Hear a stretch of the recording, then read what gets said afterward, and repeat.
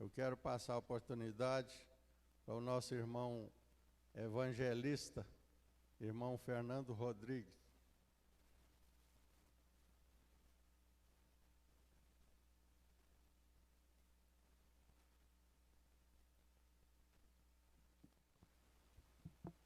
Glória a Deus. Saúde, amada igreja, com a paz do Senhor Jesus. Quero saudar também a todos que acompanham esta live pelo canal da igreja no YouTube, em qualquer canto, em qualquer parte. Também seja saudado com a paz do Senhor Jesus. Para registro, estamos na Igreja Evangélica Assembleia de Deus, Ministério de Madureira, sob o cajado do pastor Isaac Luiz, que está sentado aqui conosco na igreja, que é a nossa sala de aula.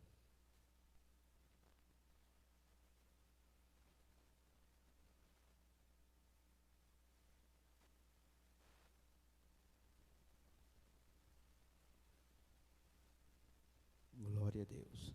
Amados irmãos, Deus, Ele nos presenteou com mais esta oportunidade, mais essa manhã, para nós juntos nos reunirmos em um ambiente de paz e tranquilidade, para nós estudarmos a palavra de Deus. Jesus é o centro. Nós não estaríamos aqui se não fosse graças a Ele. Então, toda honra e toda glória e todo louvor, toda adoração pertence somente a Jesus. Somente a Ele pertence toda honra, toda glória e toda adoração. Amados irmãos, hoje é 24 de julho e nós estamos na lição de número 4, que traz o título O Sal da Terra e a Luz do Mundo. Estamos dando continuidade aos ensinos práticos de Cristo, a qual ele pregara no Sermão do Monte. Já foi nos dito e já aprendemos que esta pregação, esta mensagem, é a mensagem mais poderosa que um pregador já pôde pregar. Conhecida por nós como Sermão do Monte, Jesus discorre aqui acerca do caráter do crente, acerca do coração do crente e principalmente acerca do comportamento do crente inserido na sociedade. Logo, fica explícito para nós aqui que ser cristão tem a ver com testemunho. A sociedade, ela precisa saber que o indivíduo, o homem, a mulher, é um cristão. Não é possível agradar a Deus, não é possível se enquadrar dentro da Bíblia Sagrada sendo um crente 007, um crente disfarçado, um crente que alguém olha, outrem observa e não vê ali nenhum resquício do sal, nem um filete qualquer da luz que nós temos que refletir de Cristo. É inadmissível o cristão não ser reconhecido como crente, porque ser cristão tem a ver com testemunho. E o título da lição, embora seja muito conhecido de nós, que é o sal da terra e a luz do mundo, que nós podemos chamar de o arroz com feijão do crente, já deixa muito claro para nós que tem a ver, sim, com a sociedade saber quem nós somos de fato. A sociedade precisa conhecer a nossa opinião. A sociedade precisa conhecer o nosso posicionamento. A sociedade precisa conhecer a nossa forma de conduta. A sociedade precisa olhar para nós e confiar no nosso critério de escolha, que é um critério baseado no caráter de Cristo e não muda. As pessoas, ao negociar conosco, elas precisam ter a confiança de que não vamos passá-las para trás, em momento algum, nem daqui a 1 hora, ou nem daqui a 10 anos, ou daqui a 20 anos. A sociedade precisa ter a tranquilidade que, ao negociar com um crente, não vai tomar um calote. A sociedade precisa saber que nós temos um caráter de escolha, sempre pautado na defesa da vida em qualquer hipótese ou sob qualquer circunstância. E isso é sal, e isso é chamar a atenção na sociedade. E a sociedade precisa ver você praticar bons testemunhos, porque você é luz. Nós vamos aprender aqui, ou melhor, relembrar, que não se pode acender uma luz ou uma candeia e escondê-la debaixo do alqueire. Algumas versões bíblicas diz que não se pode acender uma candeia e escondê-la debaixo de um cesto, tá? A luz, ela não foi criada para ficar escondida. Se o cristão ou a cristã, que é luz, começa a andar por caminhos, a se esconder, a praticar atos que ela sabe que ela precisa deixar debaixo do pano, que ela precisa jogar para debaixo do tapete, que ela precisa se esconder ou se esquivar, ou manter isso mais longe do olho das pessoas possível, esse cristão, se tem algum cristão que é luz, e ele agora está procurando se esconder, não está enquadrado dentro da palavra de Deus. É qualquer outra fonte de luz, mas não é uma fonte de luz verdadeira, não é o que Deus espera do ser humano. Porque o que Deus espera do ser humano vem de dentro e não de fora. Introdução. Jesus ressaltou a importância de sermos o sal e a luz do mundo. Mateus capítulo 5, versículo 13, 16. O sal e a luz são metáforas que denotam a influência positiva que os filhos de Deus devem exercer no mundo. Aqui na introdução, você consegue perceber na revista aí, que o comentarista fala que o sal e a luz são metáforas. E nós estamos numa sala de aula. Não custa nós relembrarmos o que é uma metáfora. Fernando, o que é uma metáfora? Metáfora é uma figura de linguagem, um recurso da língua portuguesa, quando ela quer comparar uma coisa com outra, mesmo que as duas não tenham nada a ver, algo semelhante existe na figura A e na figura B, como, por exemplo, comparar o crente com o sal. Isso é metáfora. O crente não tem nada a ver com o sal, mas a Bíblia espera do cristão qualidades que o sal tem e que precisam existir no cristão. Metáfora é comparar o cristão com a luz. O cristão é lento, corre a 10 km por hora, o ser humano corre a 10 km por hora, ou outros conseguem fazer 100 metros com 8,9 segundos apenas. É o máximo que o homem pode fazer, não tem nada a ver com a luz.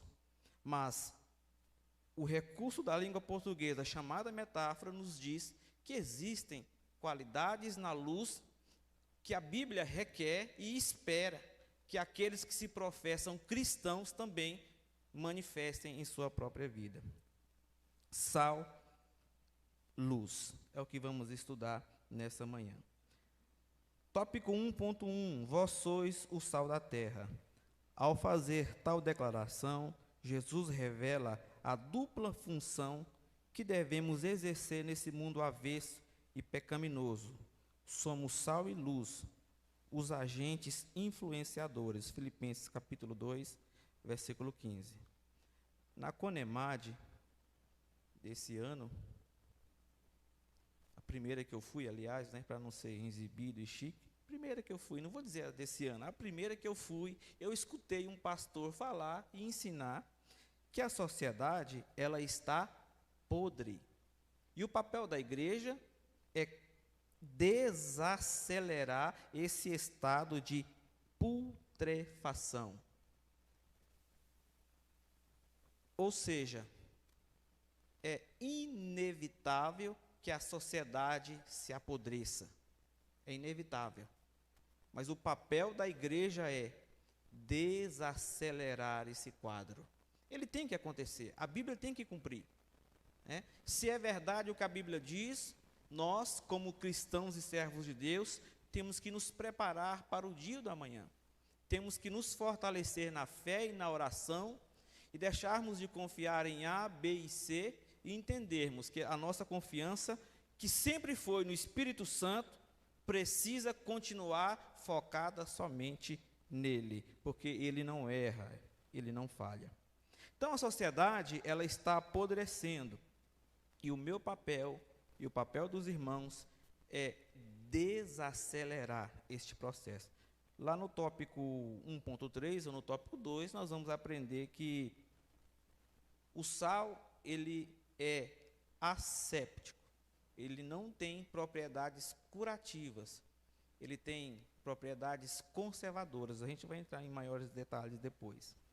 Marcos capítulo 9, versículo 50, aí no texto áureo da revista, se você observar aí na sua revista, o texto áureo vai nos citar, e o versículo diz assim: bom é o sal, mas se o sal se tornar insulso, com que o adubareis?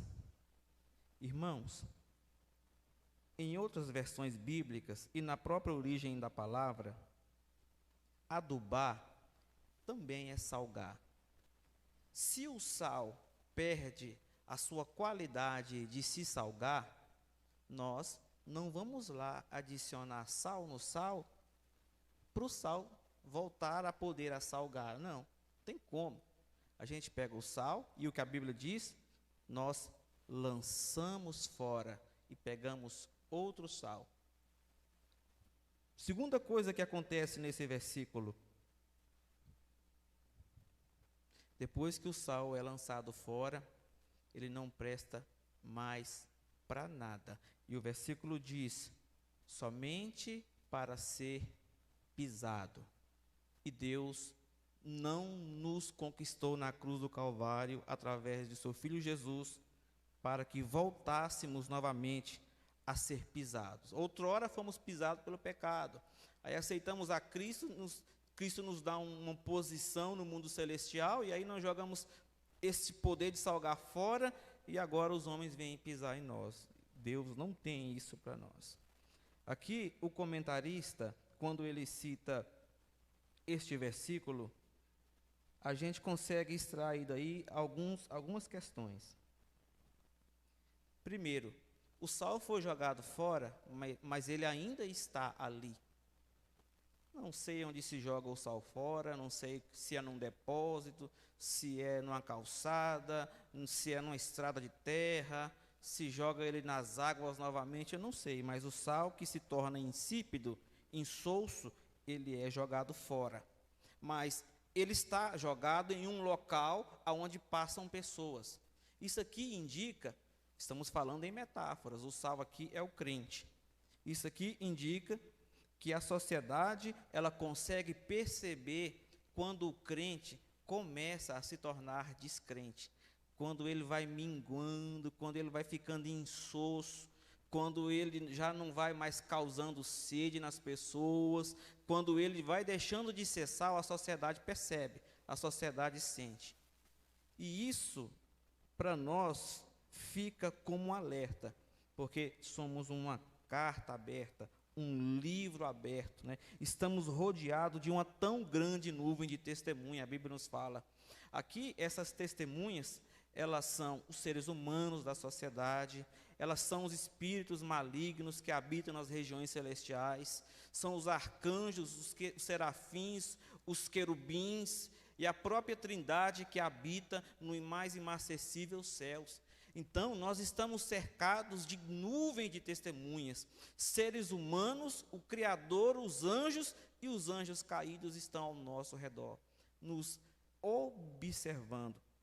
Aí você fala, ninguém me observa, ninguém me nota, né? Eu não falo um bom português, né? eu não gosto de estar no meio das pessoas, eu só trabalho, eu vou para casa, eu não passeio, ninguém me observa. Observa sim, tá? Você está inserido em uma sociedade, e a sociedade, ela se observa, por conseguinte, observa você. Segunda coisa que a gente pode perceber aí, é que ao ser pisado, nós podemos pensar nisso como um desrespeito. Os irmãos vão ver lá no livro de Gênesis, que um homem, ele sai de casa para trabalhar, e alguém pisa no pé dele, e ali ele mesmo tira a vida daquele homem, e o tal, ele volta para casa e conta para a mulher, olha, alguém me desrespeitou na rua, pisou no meu pé e eu tirei-lhe a vida. Aí a família sentou e comemorou aquele ato de crueldade. Isso nos mostra que pisar em alguém é um ato de humilhação, né? Alguém ser pisado, a sociedade para lá e para cá pisando, é um sinal de que você perdeu o respeito. E é nós, sou eu, é os irmãos, que ensinam como as pessoas nos devem nos tratar, tá? O respeito, ele não vem de fora, o respeito, ele vem de dentro de cada um. Então, se eu me respeito, se eu me porto com respeito, eu exijo respeito. Então, se você tem a sua postura de mulher, sua postura de homem, é assim que as pessoas te veem, é assim que elas devem te ver e te tratar com respeito, né? Respeito não é algo comprado, respeito não é algo alugado, respeito é algo conquistado, e principalmente, respeito é algo que nós ensinamos às pessoas sobre nós.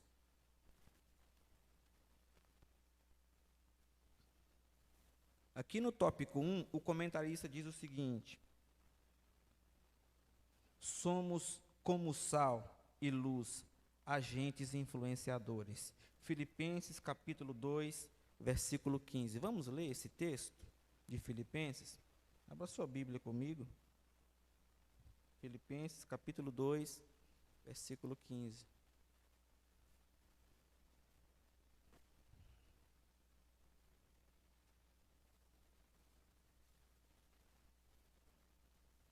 Diz assim a palavra de Deus, Filipenses capítulo 2, versículo 15.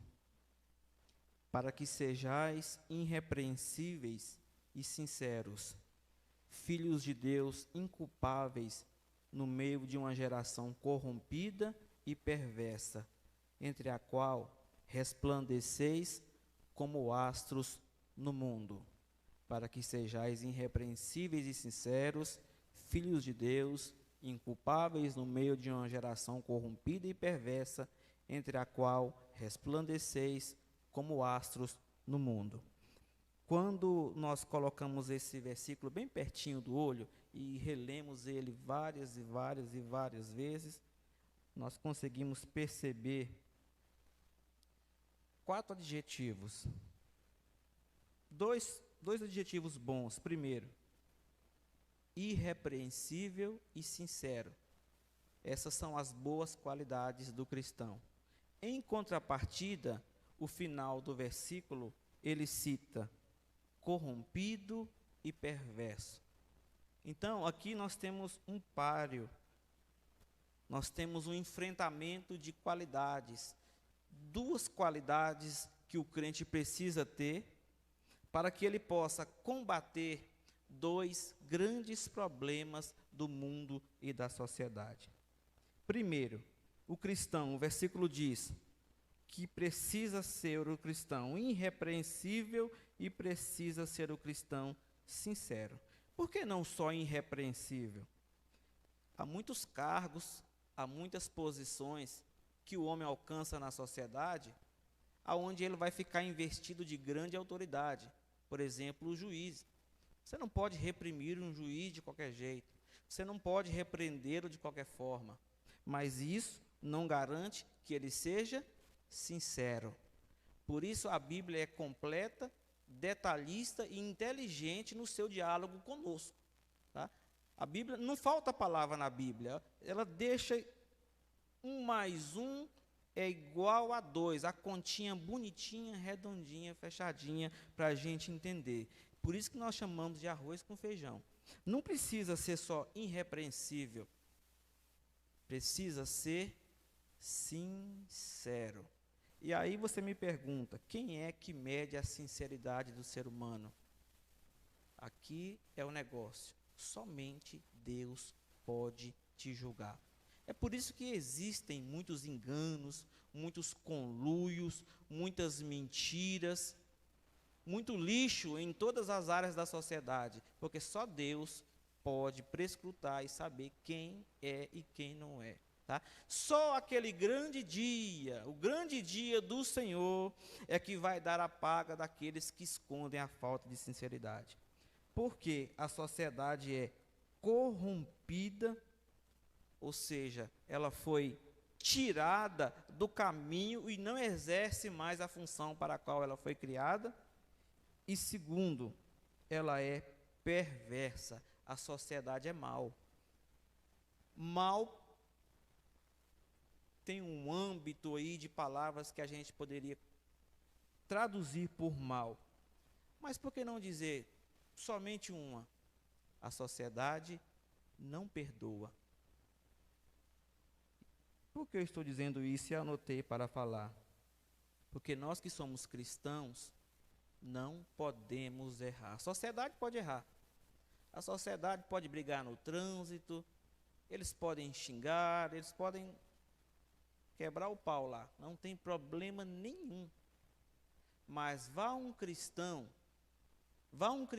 bater no trânsito e vá brigar no trânsito, eles vão dizer, olha, os crentes agora estão todos brigando no trânsito. Não vai dizer, o João foi que bateu o carro com o Zezinho, mas a sociedade não vai dizer que foi só o João que está brigando no trânsito, não. A sociedade vai dizer, os crentes agora todos deram de brigar no trânsito. E você está num corpo. E quando você traz esse escândalo para dentro da casa de Deus, eu digo, não os irmãos, mas de modo geral, quando alguém traz esse escândalo para dentro da casa de Deus, ele não é mais bem-aventurado. Ele perde uma de suas bem-aventuranças. Ele já agora não é feliz no seu caminhar. E isso é ser sal e luz. Tópico 1.1, a importância de uma vida constante. Jesus não disse que temos sal ou que temos luz. Ele disse, vós sois. Com essa afirmação, Jesus nos apresenta a responsabilidade que temos de viver uma vida de constância. Jesus conta com cada cristão para ser nesse mundo um agente influenciador, para viver um viver saudável que glorifica a Deus. Ser como o sal é isso. É ser influência por ocasião da sua presença. Assim como o sal dá sabor e influencia o ambiente que é colocado, assim devemos ser. Do mesmo modo é a luz. Ela está em oposição às trevas. E aonde ela chega, as trevas devem sair, porque não existe comunhão entre ambas. Ou a luz predomina, ou as trevas. Ser luz é manifestar ao mundo e impactá-lo com as boas obras, de tal maneira que Deus seja glorificado. Aqui no tópico 1.1, o comentarista nos diz que Cristo, ao falar de sal e luz, ele não diz que nós precisamos ter sal e que nós precisamos ter luz. Cristo diz que nós somos, tá? Você é sal, você é luz. Então, sendo assim, não existe a necessidade de buscarmos ser mais ou de buscarmos ser menos. Nós somos o que somos, irmãos. Somos o que Deus nos criou para ser. Não há necessidade de o sal querer ser salgado demais. Para chamar a atenção, né, para ocupar um lugar de destaque, para passar na frente de todo mundo, para ir na panela, no tempero da panela primeiro do que os outros condimentos, Não precisa, olha a metáfora, a dona de casa, ao entrar no mercado, ela não precisa saber aonde o sal está, ela vai procurar o sal. Tá? O sal não precisa estar na gôndola ao lado do check-out, já na saída do supermercado. Não, o sal pode ficar escondido lá na despensa. Tá? O sal pode ficar na última prateleira, lá no pior lugar do supermercado, não tem problema. Quem precisa de sal, procura o sal. Tá? Quem precisa de sal, vai até o sal. Não precisa o sal querer criar as perninhas, né? O saco de sal vai criar as perninhas e sair correndo atrás das pessoas, gritando, oh, eu sou o sal, me pega, me leva. Não precisa disso. Quem procura sal, sabe aonde encontrar o sal. É de rir, mas é verdade. O sal é essencial. E aqui o comentarista diz o seguinte: Jesus conta com cada cristão para ser nesse mundo um agente influenciador. Ah, Fernando, essas revistas novas, com essas linguagens, essas coisas de influenciador, influência, isso é coisa de Instagram, isso é coisa de rede social. Influenciador, sangue de Jesus tem poder. Eu te pergunto, minha irmã e meu irmão, você quer influenciar ou você quer ser influenciado? Fernando, eu quero ser influenciador. Então pronto. Você vai influenciar? Então você é um influenciador. A questão é que o ser humano sempre reflete a opinião de outro. O cristão, ao influenciar os demais, está refletindo a opinião de Cristo. E aqueles que não conhecem a Deus, ao influenciar, estão refletindo opiniões de terceiros, né? Seja na área política, seja na área econômica, seja num estilo de vida, seja num estilo musical, seja em qualquer outra linha de pensamento. Um ser humano, ele sempre vai estar refletindo o outro.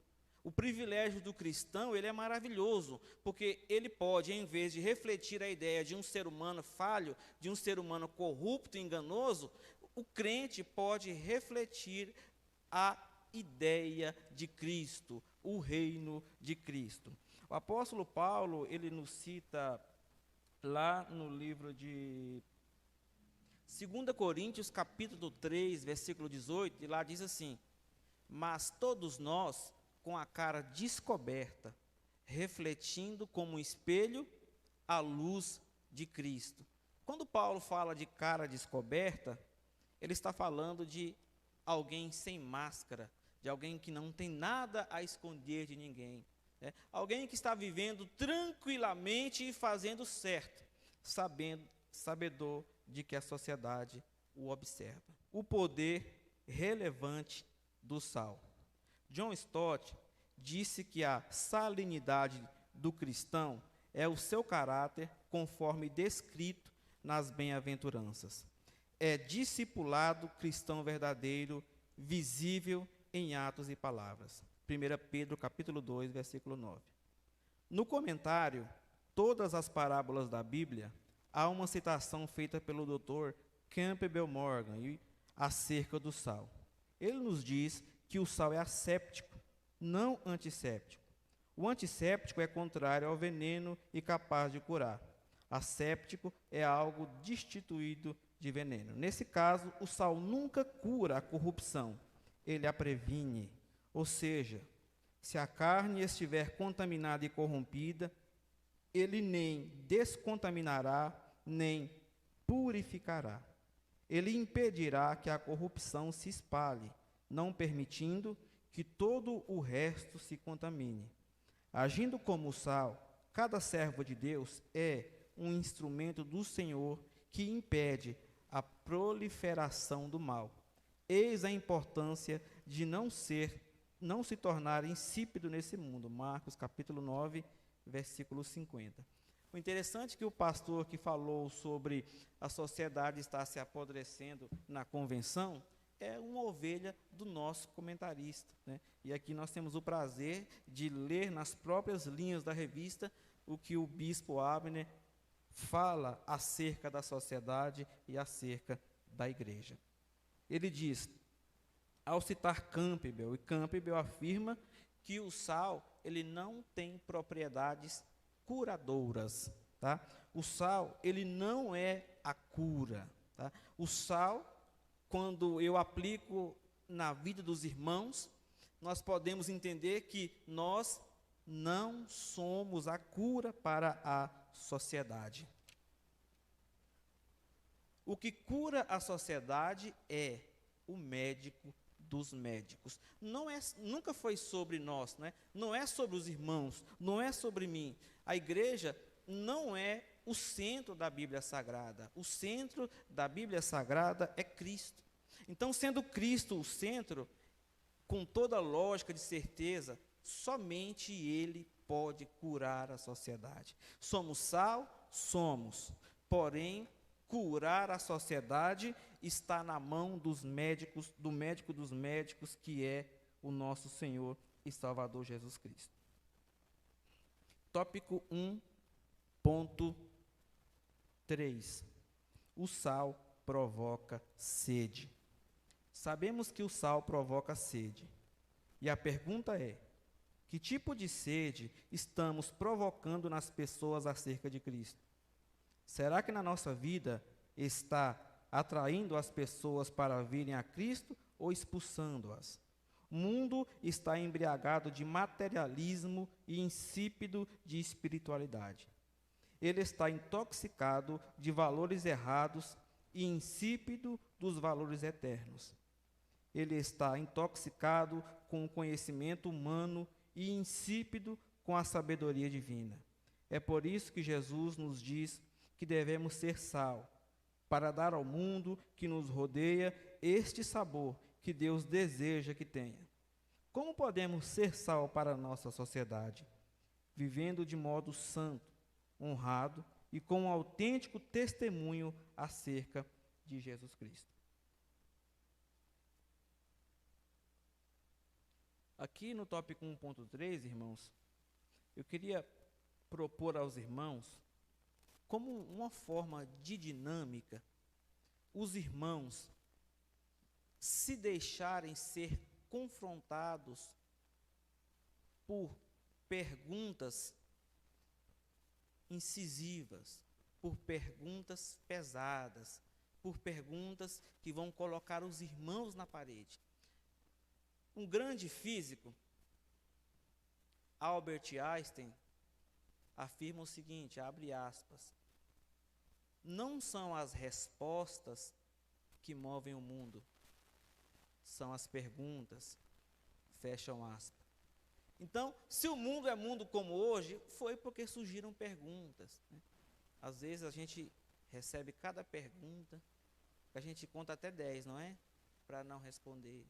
A gente ouve cada pergunta que nos entristece, perguntas que às vezes vão denegrir a imagem da nossa família, dos nossos filhos, dos nossos pais, dos nossos pastores, né? do nosso estilo cristão de ser. Perguntas capciosas mesmo, que são feitas para destruir. Mas aqui eu quero fazer perguntas invasivas, sim, porém construtivas. E quando eu fazer essas perguntas, que estão todas na revista também, você não vai responder para ninguém, você só vai ouvir, mastigar, e eu vou passar para a segunda pergunta e pronto. No final da lição, você vai para casa, mastigando essas perguntas e se perguntando acerca da sua vida com Deus. Primeira pergunta, está aí na revista. Que sede você está causando no mundo? Que sede você está causando no mundo? Aqui, sede, nós podemos trocar por vontade, né? Quando as pessoas veem os irmãos, que vontade elas têm?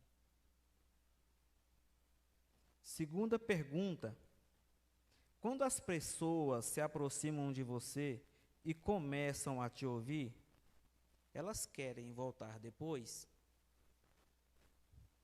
Quando as pessoas se aproximam de você e elas querem te ouvir, elas começam a te ouvir, elas querem voltar depois? Terceira, As pessoas querem se aproximar de você ou o contrário?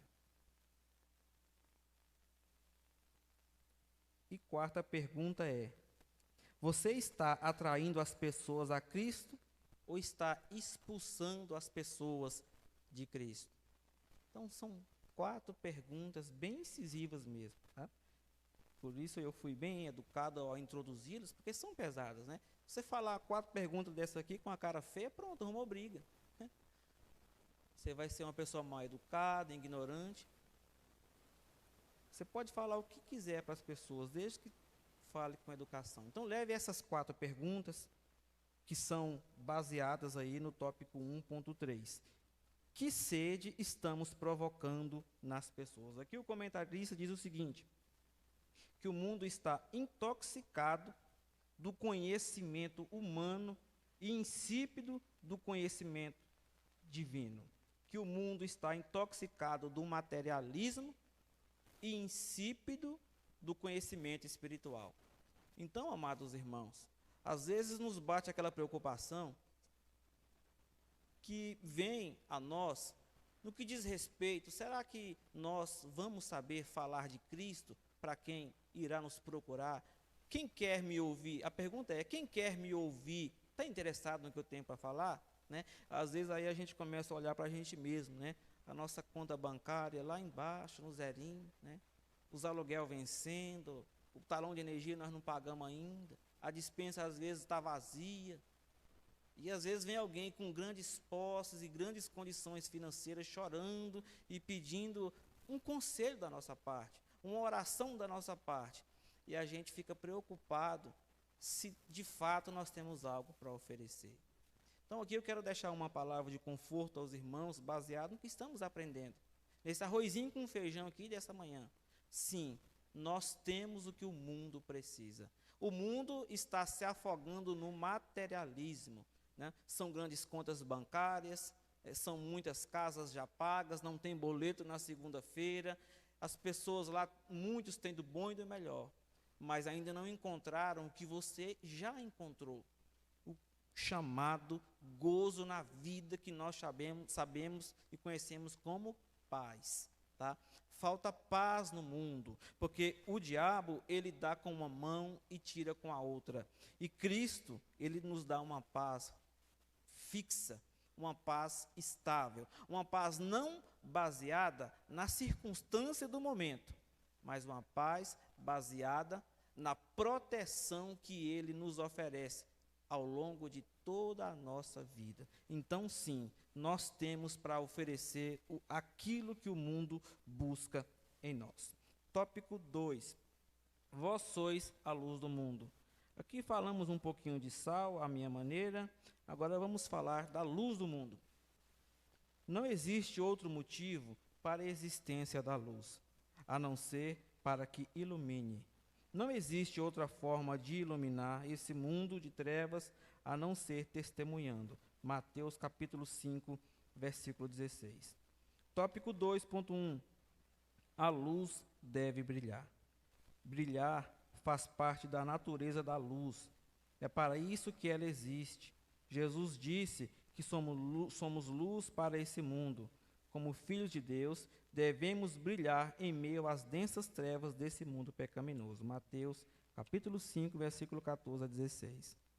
Como podemos nos tornar um luzeiro moral e espiritual nesse mundo avesso à vontade de Deus? Vivendo de acordo com as Escrituras. Nosso compromisso com Jesus Cristo deve nos conduzir a viver uma vida que sirva também de modelo para aqueles que estão ao nosso redor. Em meio às trevas morais que ofuscam a humanidade, a igreja faz resplandecer o brilho da esperança. Aqui o comentarista, ele abre o tópico 2.1, dizendo: brilhar faz parte da natureza da luz, e é para isso que ela existe. Se a revista está me comparando e te comparando à luz, a Bíblia está dizendo que a sua natureza, ela foi feita para brilhar.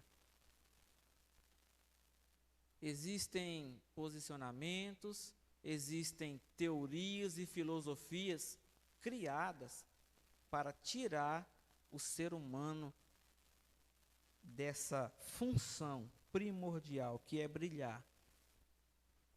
O homem foi criado pela mão de Deus. Ponto final. Tantas teorias que diz que não, né? Que era só uma bactéria, uma amoeba lá, uma coisa assim. Que por acaso, só por acaso se tornou ser humano. Irmão, mas quanto ao acaso, hein? O planeta Terra, sendo o terceiro planeta do sistema solar. É incrível a exatidão da localidade desse planeta, porque se fôssemos o segundo, não existiríamos, se fosse o quarto, muito menos, né? Existe um negócio aí, ó, chamado atmosfera, quando os objetos que vêm do espaço, seja lixo espacial, seja asteroides ou meteoros, que seja, entram em contato com a atmosfera, eles começam a pegar fogo, né? A atmosfera, ela é uma proteção que o planeta tem e começa a derreter. Existem proporções. Eu acho que mais ou menos um objeto na proporção do tamanho de um carro, ao cair na nossa superfície terrestre, ele está do tamanho de uma bola de tênis, tá? Isso não é por acaso, tá? Isso não é por acaso.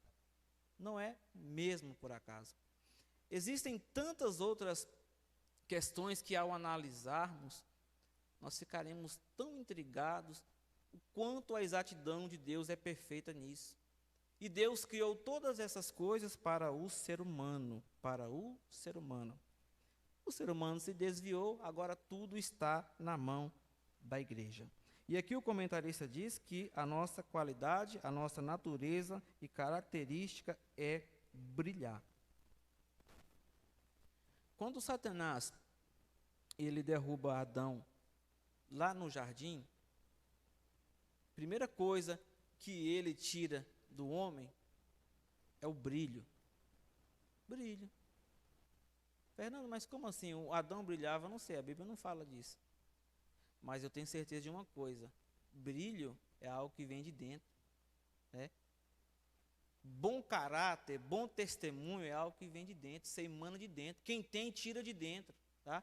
O bom testemunho que faz a pessoa brilhar e chamar a atenção, ele sai de dentro para fora, tá? Não é de fora para dentro, é de dentro para fora. Então, quando Adão cai, ele perdeu esse brilho, porque no interior dele, o caráter dele já tinha se esvaído. Então, brilho não é que você vai fazer igual a Herodes. Você vai vestir uma roupa prateada, sair para discursar às 9 horas da manhã, de forma que os raios solares reflitam na sua roupa prateada e o povo grite: é voz de Deus e não de homem, igual Herodes fez. Não, não é isso, tá? O seu brilho tem a ver com o seu interior, né? Com a forma que você lida com as questões dentro da sua casa, no seu trabalho, na sociedade, com os seus colegas de trabalho, na escola, onde você vai. Isso é brilhar, tá? Não é que você vai deixar todo mundo cego com a luzinha de LED vermelho, não. O brilhar aqui é chamar a atenção, tá? Um ambiente com 10 pessoas, você entra e logo chama a atenção. Um ambiente com 100 pessoas, você entra e logo chama a atenção. Todas as vezes isso vai acontecer? Não, não vai.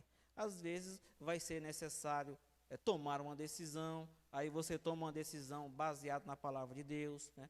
Às vezes vai ser necessário você dá uma palavra baseado na palavra de Deus, e isso chama a atenção das pessoas. Tópico 2.2. Não se pode esconder uma luz.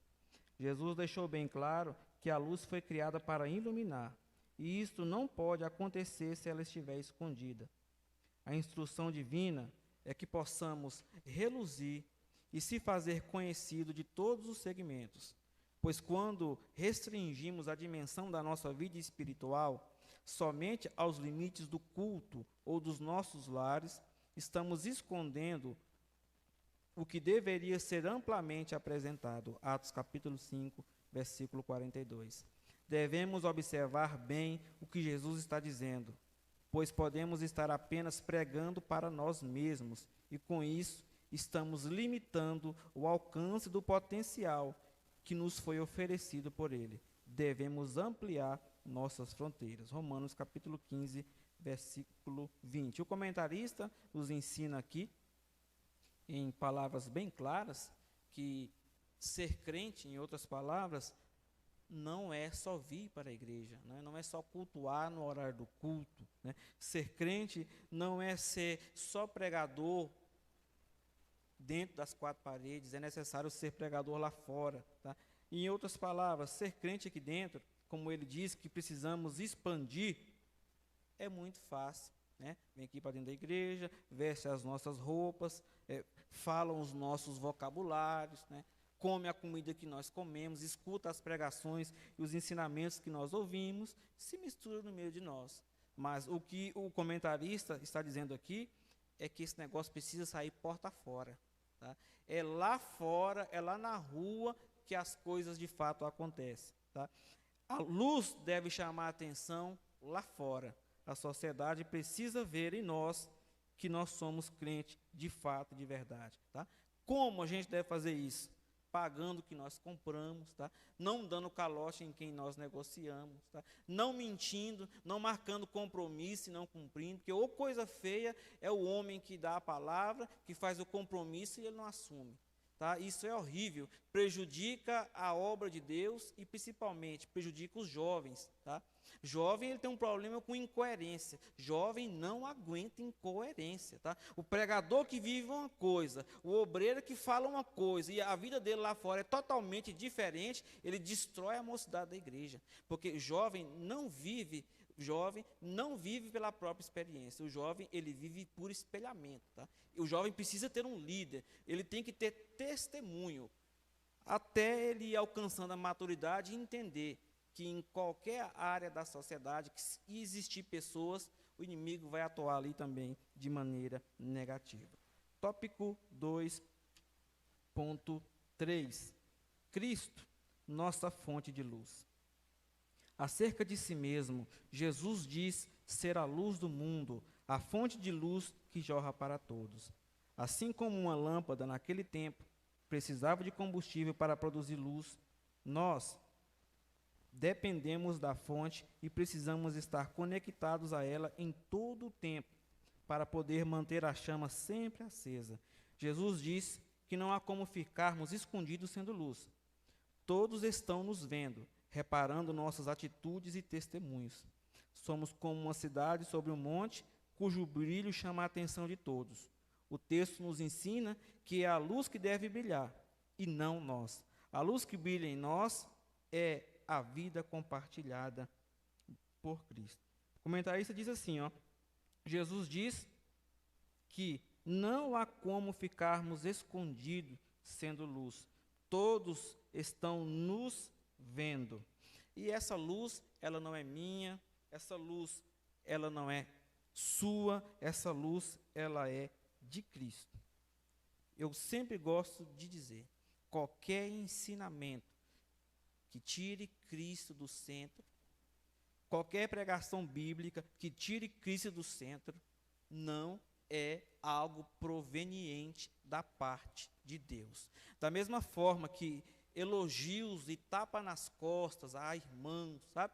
Aquele negócio, não, irmão, você é bênção demais, você é bom, você é especial, você faz, você acontece, sabe? Eu fico triste com um negócio desse. Porque a igreja, muitas vezes, tem o altar, que é usado para somente pregar a palavra de Deus. Às vezes, o que ocorre é que está sendo utilizado para engrandecer o ego de A e de B e de C. E isso não deve acontecer dentro da casa de Deus, tá? Se as coisas acontecem porque Deus permite. É a vontade de Deus. E eu sempre gosto de dizer, eu aprendi com alguém, não aprendi sozinho, aprendi com alguém. Elogio estraga, tá? Elogio estraga. Somente Deus deve ser glorificado e adorado. Você quer reconhecer a qualidade de alguém? Vá orar por ela, faça campanha de jejum e oração por ela, né? Levante intercessão por ela, para Deus proteger, Deus guardar, que você vai estar fazendo muito mais do que dar tapinha nas costas e elogiar publicamente a pessoa. Eu, pessoalmente, eu rejeito. Tópico 3. nossas responsabilidades como sal e luz. Existe uma perfeita harmonia entre o sal e a luz. Porém, num gesto muito elegante e amoroso, Jesus nos advertiu acerca de nossa importância e mantê-lo sempre ativo. Tópico 3.1. Tem sal em vós mesmo? Com essa amorosa advertência, o Senhor nos convida a priorizar nossa essência. Ter sal em si mesmo é julgar o pecado primeiramente em nossas próprias vidas. Que honra existe em ensinar outros a fazer o que nunca fizemos.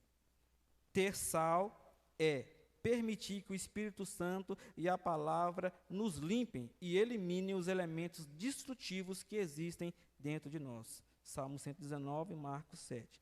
A palavra de Deus nos limpa, nos traz paz e nos prepara da melhor maneira para a obra mais importante para a qual fomos chamados nesse mundo, a anunciar o Evangelho do nosso Senhor Jesus Cristo. Somos o sal da terra e nosso Deus espera que exerçamos essa influência benéfica e purificadora para manter o verdadeiro caráter cristão e integridade. Aqui o comentarista faz uma pergunta daquelas. Que honra existe em ensinar os outros a fazer o que nós nunca fizemos? Pessoa que age assim, ela é enquadrada dentro da palavra de Deus como o fariseu, né? Existe um ditado por aí fora que diz que quem não sabe fazer, ensina. Que honra há em ensinar alguém a fazer o que nós nunca fizemos, né? Por exemplo, vou aplicar na minha vida, que é melhor, não é? Como que eu vou falar de dízimo na casa de Deus se eu não sou dizimista?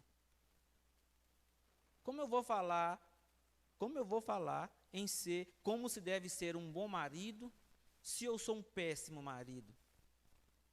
Como eu vou falar de testemunho, se lá na rua eu brigo, eu dou calote, eu passo os outros para trás, eu bato carro, eu não ressaço quem eu denegri, tá? Se lá fora eu sou visto como um tremendo mau caráter, como é que eu vou pregar a palavra de Deus no altar da igreja?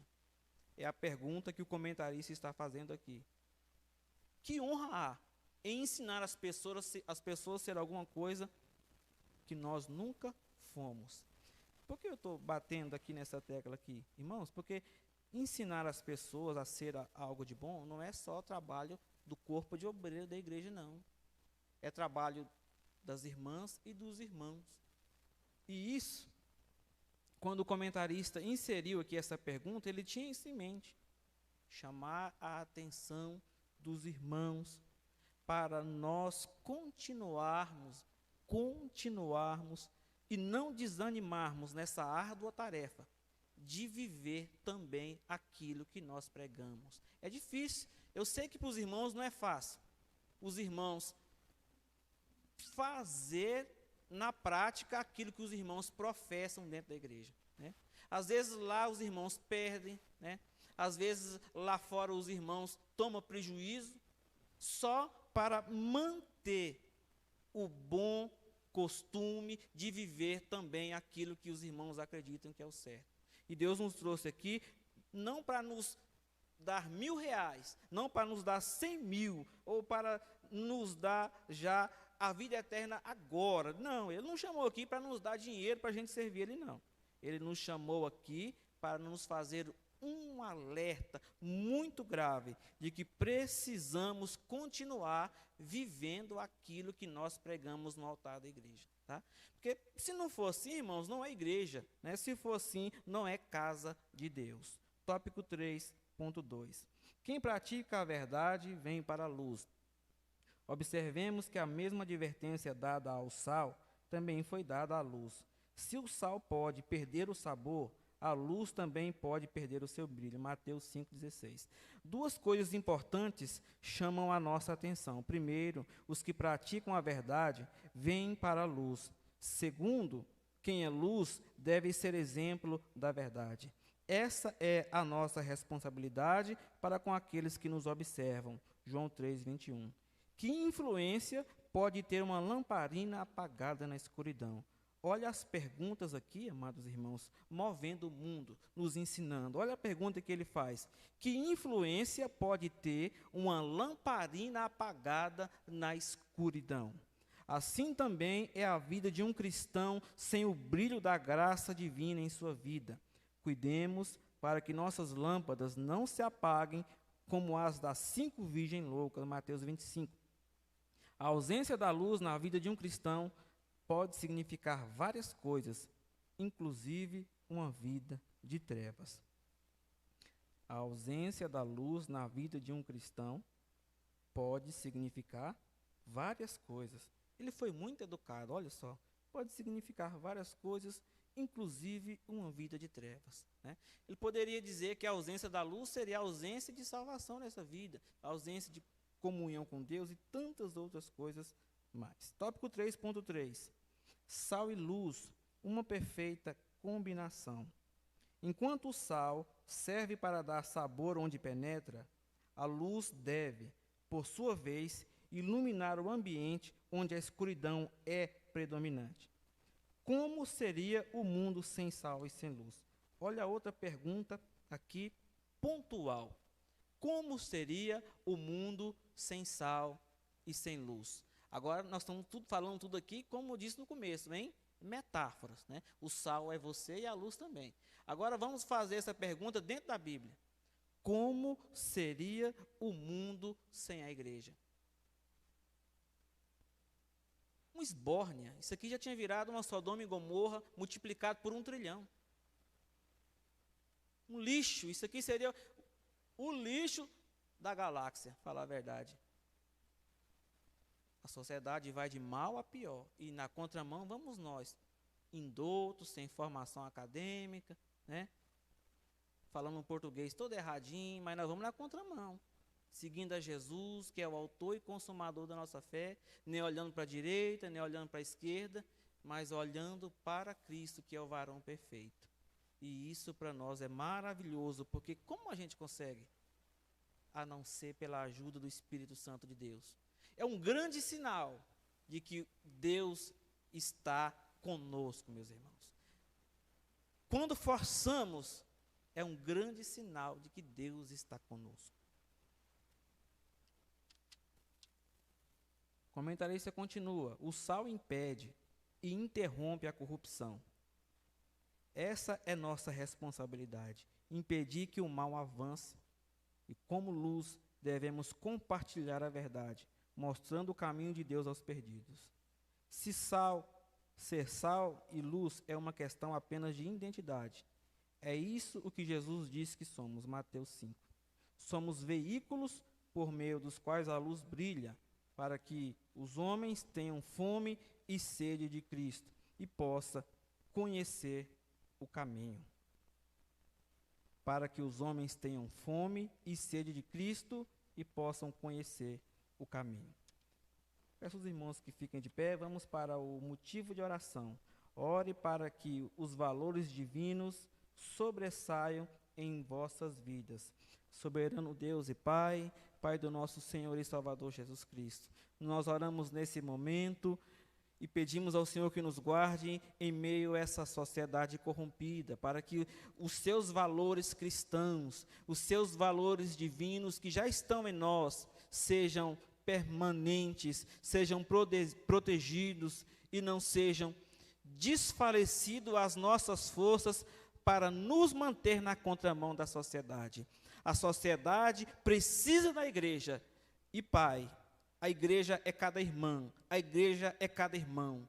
Guarde ela, meu Pai, lá na pia, lavando a louça. Guarde ele lá na roça, capinando no cabo da enxada. Ou dirigindo em uma BR, meu Deus.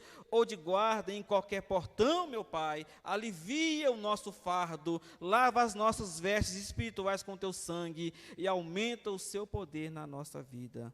Amém. Os irmãos podem tomar assento. Eu agradeço a oportunidade em nome de Jesus.